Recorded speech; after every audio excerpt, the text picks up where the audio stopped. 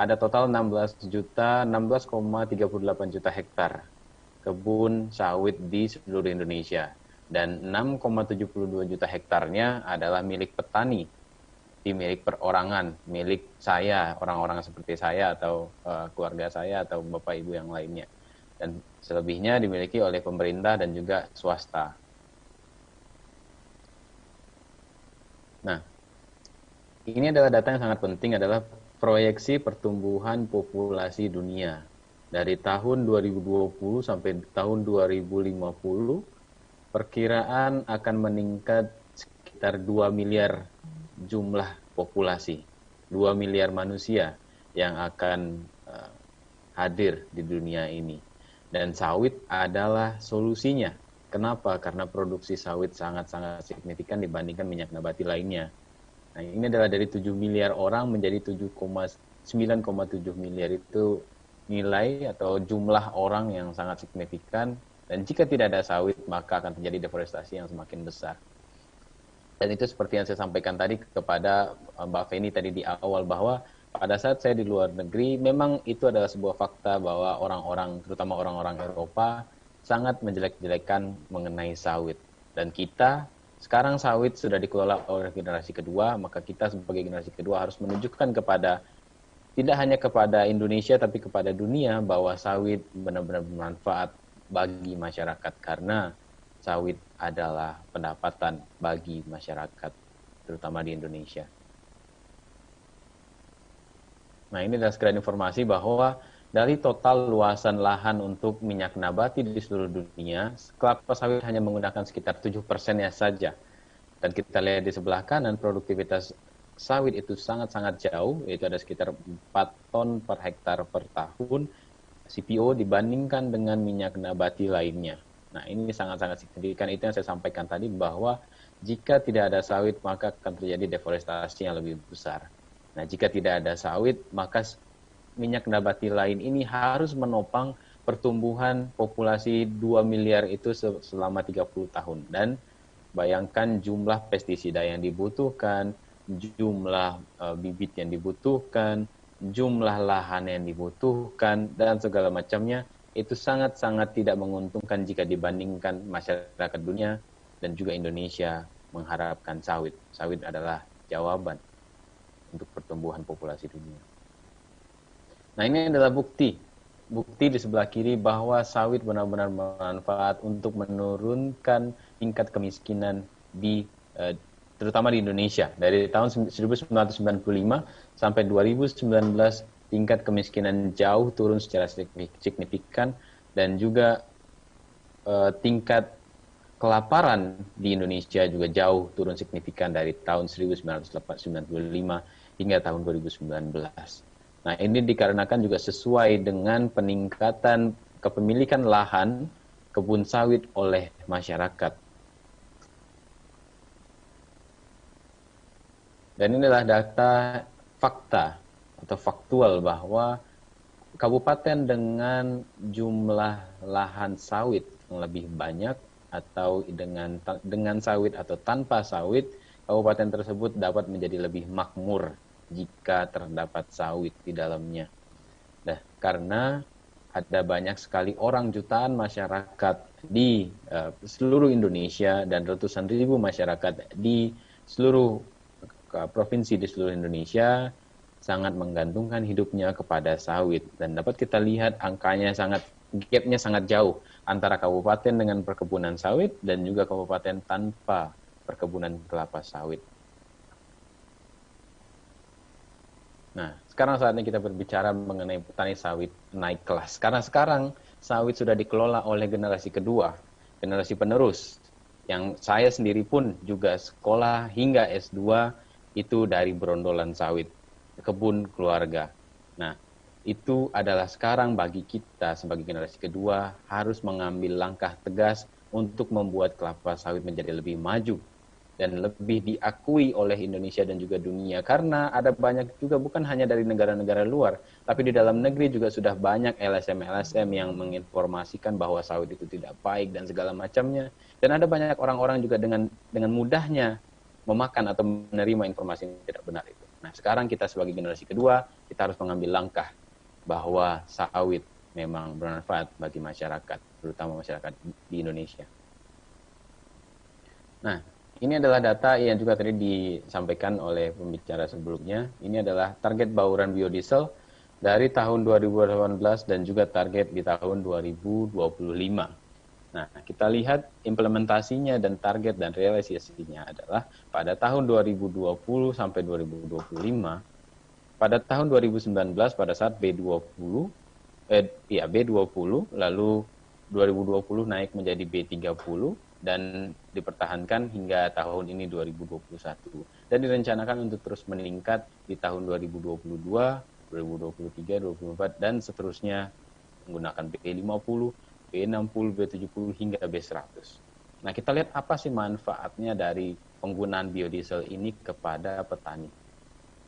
Secara signifikan kita lihat datanya nanti bahwa penggunaan biodiesel itu dapat mengurangi impor solar yang sudah disampaikan oleh Ibu pembicara sebelumnya. Lalu meningkatkan penyerapan CPO dan juga TBS di dalam negeri. Lalu juga dapat menstabilkan harga TBS petani. Ini adalah sebuah fakta yang akan saya sampaikan nanti. Nah, ini adalah demografi umur petani sawit di Riau. Nah, kita lihat angkanya sekarang mayoritas petani dengan umur 49 sampai 72 tahun. Tapi kita lihat perkembangannya di umur 23 sampai 47 tahun itu sudah mulai meningkat. Jadi sudah mulai ada transisi antara generasi satu dan generasi kedua. Nah, saya adalah termasuk yang generasi kedua, maka saya berada pada angka di umur 23 sampai umur 47. Nah, dan juga pendidikan, tingkat pendidikan petani kelapa sawit sekarang sudah jadi lebih baik dibandingkan generasi sebelumnya. Generasi sebelumnya yang sangat tinggi di SMP, SMA, sekarang minimal D3, S1, apalagi dengan dukungan dari beasiswa BPDPKS tentunya jebolan atau mahasiswa-mahasiswa anak petani sawit yang berhasil mengenyam pendidikan hingga S3, D3, S1, dan bahkan S2 atau S3. Dan juga kita lihat angka distribusi kepemilikan lahan sawit di Riau. Nah, ini cukup unik di Riau karena masyarakat memiliki komposisi kebun kelapa sawit yang lebih besar dibandingkan dengan swasta atau pemerintah. Nah, ada sekitar 65% dari total luasan kebun kelapa sawit di Riau, 4 juta hektar, 65%-nya adalah dimiliki oleh rakyat atau masyarakat atau orang perseorangan. Nah, sisanya dimiliki oleh swasta dan juga pemerintah. Nah, di saat seperti sekarang, harga yang sudah relatif menjadi lebih baik dibandingkan tahun-tahun sebelumnya, berarti ada sekitar 65% masyarakat, ada jutaan masyarakat di Riau secara spesifik yang mendapatkan manfaat secara langsung dari implementasi B30 karena harga TBS-nya meningkat. Itu juga terjadi kepada saya yang saya rasakan pada saat ini. Harga TBS semakin baik, dan pada saat pandemi, kita bandingkan di provinsi-provinsi lain di tahun 2020, sekarang sudah 2021, itu adalah sudah tahun recovery. Di tahun 2020, provinsi-provinsi lain, katakanlah di pulau,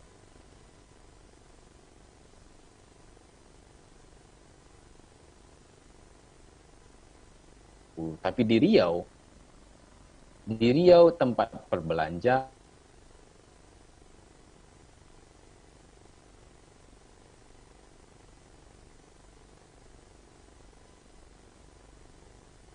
sangat bermanfaat bagi jika tidak ada biodiesel, mungkin penyerapan sawit akan semakin rendah karena masih menggantungkan pasar luar negeri.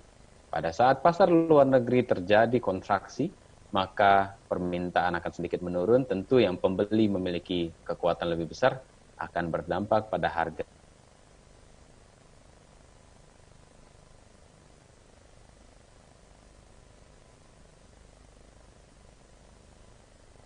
Kelapa sawit itu B30 dan terbukti harga yang akan saya tunjukkan angkanya nanti. Nah, sekarang seperti saya sampaikan tadi bahwa sekarang sawit sudah pada generasi kedua. Jadi petani sawit milenial dan generasi Z dukung sawit. Apa sih yang dapat generasi milenial dan generasi Z lakukan untuk kelapa sawit lebih baik ke depannya? Yang pertama adalah menjadi positive campaigner. Itu saja.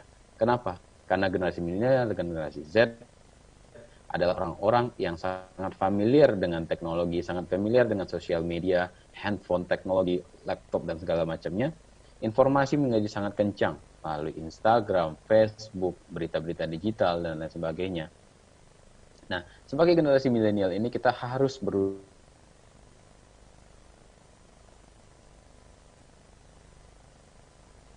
biodiesel Mas itu bermanfaat. Jono, Kenapa? Ya, sepertinya tadi beberapa kali ada gangguan sinyal, jadi agak hilang dulu sebentar, kemudian balik lagi, kembali oh, lagi gitu. maaf, maaf. Ya, Sekarang gimana? sekarang oke, tapi nah ini sinyalnya kurang stabil, tapi mudah-mudahan masih bisa ini ya diterima dengan baik materinya oleh para pendengar kita. Saat ini putus-putus, Mas. Halo, Menggunakan Mas Jono, masih putus-putus rupanya.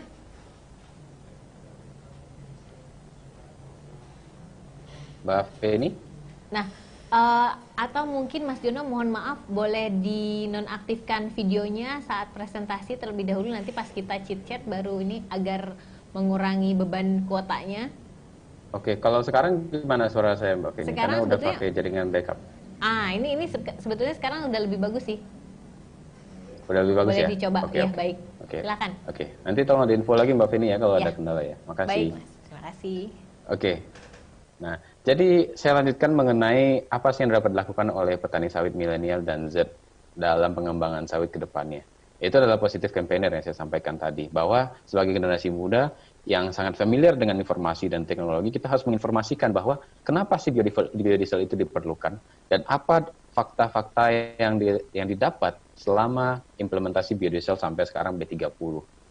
Nah, dan juga menurunkan gas rumah kaca yang mengatakan bahwa sawit itu deforestasi dan segala macamnya jika dibandingkan dengan minyak nabati lain, siapa yang lebih deforestasi? Nah, sawit itu benar-benar adalah untuk masyarakat, dari masyarakat untuk masyarakat. Sehingga jika tidak ada sawit, maka peningkatan pendapatan masyarakat tentu akan menjadi fana. Dan juga pendapatan masyarakat akan tergerus. Dan juga menurunkan impor solar. Karena dengan meningkatnya penggunaan B30, maka impor solar akan diturunkan karena baurannya 30% sudah dari sawit. Dan juga sekarang yang sangat digodok atau sangat hangat sekarang di berita adalah mengenai renewable energy. Sawit adalah jawabannya. Nah, itu kita sebagai generasi muda harus berani bersuara bahwa sawit adalah jawaban renewable energy. Karena jika tidak ada sawit, seperti yang data saya sampaikan tadi, maka akan terjadi deforestasi dengan lebih jauh. Dan tidak ada yang namanya bahan minyak nabati yang sehebat sawit untuk energi terbarukan. Sawit adalah jawabannya. Nah, lalu yang kedua adalah pemanfaatan teknologi. Nah, karena kalau kita berbicara petani generasi pertama, bahkan jangankan untuk teknologi atau pencatatan, untuk memupuk saja mungkin lihat-lihat waktu saja, oh bulan ini, tapi tidak ada pencatatan yang baik. Nah, sebagai generasi yang kedua, kita dapat meningkatkan good agricultural practices-nya, sehingga dapat meningkatkan produktivitas dari TBS petani, dan juga secara signifikan meningkatkan pendapatan dari perkebunan kelapa sawit kita. Dan yang ketiga adalah hilirisasi. Karena di generasi kedua kita tidak mau hanya menjadi seorang petani yang mendodos, lalu menabur pupuk dan segala macamnya. Kita lebih ingin bergerak kepada sisi manajemennya atau pengembangannya. Maka sebagai generasi penerus atau petani generasi kedua, kita harus lebih mendorong apa sih yang bisa ditingkatkan lagi daripada sawit ini. Nah, termasuk hilirisasi dan juga produk samping. Nah, dan juga kerajinan-kerajinan lain dari kelapa sawit yang bisa ditingkatkan dari. Nah, hilirisasi dan korporatisasi sawit petani. Ada 6 poin penting yang harus petani sawit saat ini pertimbangkan untuk bagaimana menjadi UKMK lebih baik ke depan. Yang pertama adalah jiwa entrepreneurship. Yang kedua adalah inovasi produk. Ketiga adalah digitalisasi. Yang keempat adalah rantai pasok biodiesel. 5 adalah kelembagaan profesional, dan 6 adalah kemitraan. Entrepreneurship itu seperti saya sampaikan tadi, di generasi kedua kita ingin lebih daripada generasi sebelumnya. Kita ingin mengembangkan, kita ingin memaksimalkan apa yang kita punya saat ini dan mengembangkannya. Jadi kita harus menginovasikan dari TBS kita, lalu ada yang namanya PKS mini, ada yang, dan sebelah kiri ada gambar kita adalah pupuk organik yang dikembangkan oleh Apkasindo bersama dengan Politeknik Kampar untuk membuat pupuk organik dari bahan-bahan limbah kelapa sawit. Sehingga itu juga bisa menjadi materi kampanye yang mengatakan bahwa sawit banyak limbahnya. Tidak. Sawit itu sudah terbukti bisa dikembalikan lagi menjadi pupuk untuk perkebunan. Maka zero waste. Yang kedua adalah minyak goreng. Minyak goreng, seluruh masyarakat, seluruh rumah tangga membutuhkan yang namanya minyak goreng.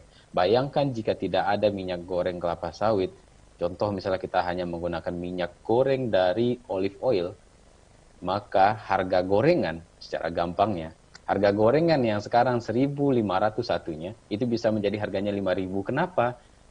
Biaya produksi menjadi lebih tinggi, karena untuk membuat gorengan yang sekarang harganya sekitar 11.000 per liter, menggunakan minyak sawit, harus diganti dengan minyak olive oil yang seharga 40.000 per liter. Nah, itu kan meningkatkan beban pokok dan harus meningkatkan harga. Sehingga orang untuk membeli gorengan harus berani mengeluarkan kocek sekitar Rp5.000 hanya untuk satu gorengan. Nah, bayangkan, di sanalah posisi sawit menjadi penyelamat dan juga peningkat perekonomian masyarakat.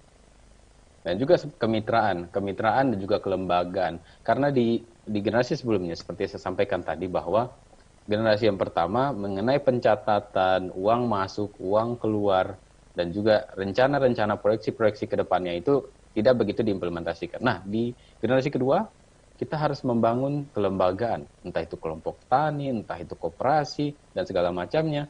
Nah, itu dengan begitu kita akan dapat mengelola aset atau perkebunan kelapa sawit kita dengan lebih profesional.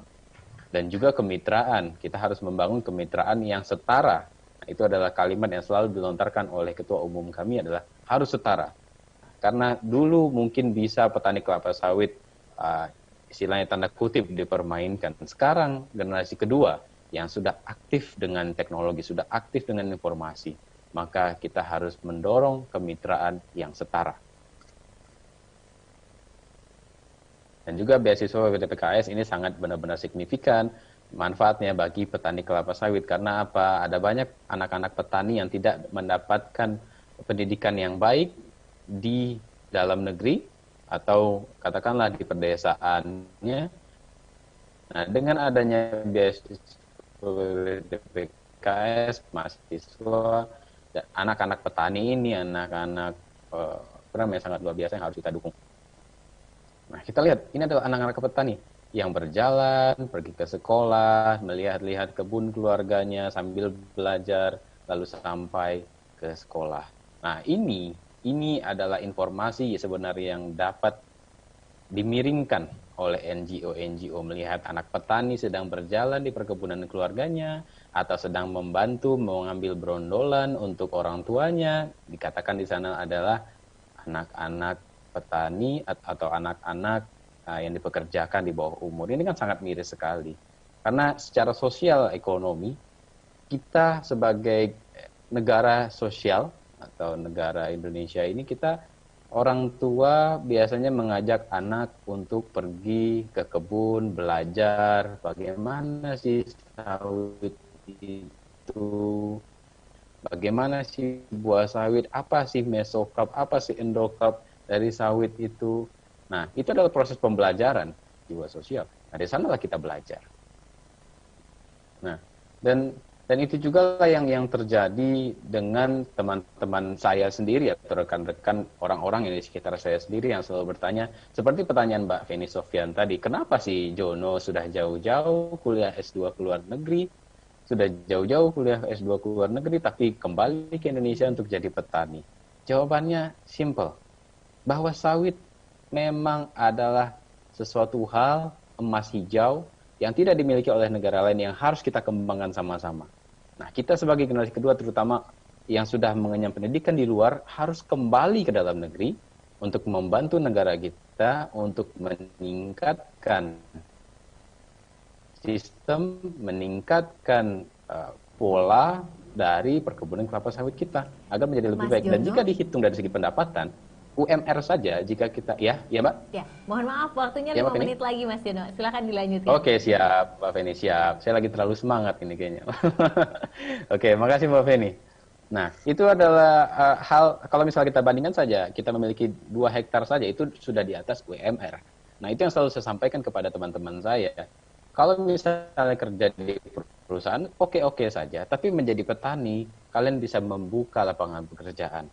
Kalian bisa mengajak saudara-saudara kalian untuk bekerja di perkebunan kalian bersama-sama dengan kalian, untuk memanen, untuk memupuk, dan segala macamnya. Sehingga perputaran ekonomi menjadi lebih kencang di antara keluarga yang paling kecil saja. Nah, kedua, kalau hanya bekerja di perusahaan, itu kita hanya berdasarkan diri sendiri. Nah, dan PSR ini sangat penting karena adalah menjadi kunci program biodiesel. Karena sekarang, sebelum adanya PSR, jangankan tahun berapa kebunnya dibuka, surat nikah saja tidak salah kuncinya untuk program biodiesel. Kenapa? Karena PSR dapat meningkatkan produktivitas petani. Kita lihat ini, angka pada grafik yang oranye dan grafik yang kuning. Ini adalah gap yang sangat besar antara pekebun dan juga korporasi. Nah, pekebun setelah PSR produktivitasnya dapat meningkat. Kenapa? Karena dengan adanya penggunaan bibit yang berkualitas dan bersertifikat, teknik pengelolaan good agricultural practices yang lebih baik, dan segala macamnya. Itu sangat bermanfaat bagi perekonomian, dan itu sangat didukung oleh Presiden Joko Widodo. Nah, jadi sekarang ada 2 skenario kenapa PSR menjadi kunci. Kenapa PSR menjadi kunci berhasilnya program biodiesel B40, B50 hingga B100. Jika tidak ada PSR, maka produksi TBS relatif menurun. Karena umur-umur tanaman sawit sudah semakin menua, produktivitas sudah semakin menurun, akan tetapi di sisi lain penyerapan biodiesel naik. Sehingga stok CPO sangat-sangat rendah. Dan harga CPO dapat naik sangat tinggi melambung. Itu memang adalah sesuatu hal yang bagus, tapi hanya dalam jangka pendek. Kita bandingkan dengan PSR. Produksi TBS dapat naik, karena dengan adanya PSR, dengan bibit yang lebih baik, penyerapan biodiesel juga ikut naik, jadi sama-sama naik, ya kan? Dari B30 jadi B40, B50. Stok CPO terjaga dengan relatif rendah, harga TBS dan harga CPO stabil. Karena apa? Harga memang bagus, harga tinggi, tapi sangat tinggi itu kurang baik. Kenapa? Kita juga membandingkan pasar. Ya kan? CPO itu kan juga bersaing dengan minyak-minyak nabati lain, minyak soy, minyak rapeseed, dan lain sebagainya. Jika harga CPO malah lebih tinggi daripada harga yang lain, tentu nilai jual dari CPO sendiri juga menjadi menurun. Nah, begitu. Jadi itu dapat dijaga harmoninya antara dua itu.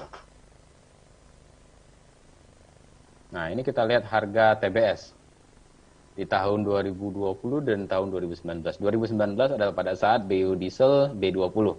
2020 adalah pada saat biodiesel B30. Nah, kita lihat yang berwarna biru adalah 2019, warna oranye adalah 2020. Kita lihat perbandingan harga Riau. Harga TBS di tahun 2019 masih relatif rata-rata jauh di bawah yang berwarna oranye. Nah, ini menjadi salah satu bukti bahwa biodiesel memberikan manfaat secara langsung kepada petani. Karena dengan meningkatnya biodiesel, maka juga akan secara signifikan meningkatkan harga dari TBS petani. Dikarenakan penyerapan biodiesel meningkat dan juga harga TBS petani dapat meningkat juga. Nah, ini gap yang sangat luar biasa yang ini menjadi bukti bahwa kenapa di tahun 2020 Riau tetap bergeliat. Karena pendapatan masyarakat terjaga dengan adanya sawit dan tentunya tertolong dengan adanya program biodiesel 30. Nah, sebagai penutup saya hanya ingin menyampaikan bahwa petani sawit sejahtera Indonesia maju. Karena petani sawit adalah pahlawan sejati, pahlawan devisa, pahlawan ekonomi bangsa, dan pahlawan energi. terbarukan. Karena dari awal proses, dari hulunya adalah dari petani kelapa sawit, dari TBS. Jika tidak ada TBS, maka tidak akan ada yang namanya biodiesel. Jika tidak ada TBS, maka tidak ada yang namanya ekspor CPO. Nah, petani kelapa sawit adalah pahlawan sejati. Nah, sekarang kita di generasi kedua, kita harus sama-sama berjuang untuk meningkatkan sistem tata kelola, produktivitas, dan juga kita harus mendukung program biodiesel karena sudah terbukti dengan meningkatnya pembauran biodiesel juga akan meningkatkan harga TBS petani. Nah, maka kuncinya adalah dengan PSR.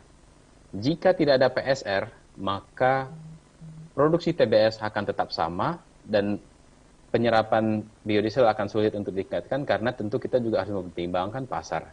Nah, jadi jika ingin meningkatkan bauran biodiesel, maka kuncinya adalah checklist PSR.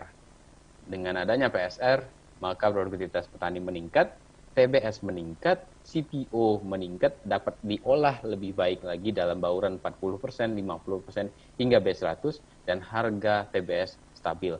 Karena kita juga belajar dari harga karet pada tahun-tahun waktu lalu, harga sangat melambung tinggi, sehingga daya saingnya turun. Nah, kita harus menjaga masih jauh kita. Jika tidak ada palm oil, there will be turmoil. Maka akan ada kekacauan karena sawit adalah penyelamat bangsa di masa pandemi dan juga setelah pandemi. Sawit adalah kita, sawit setara dan sanam setara. Terima kasih banyak.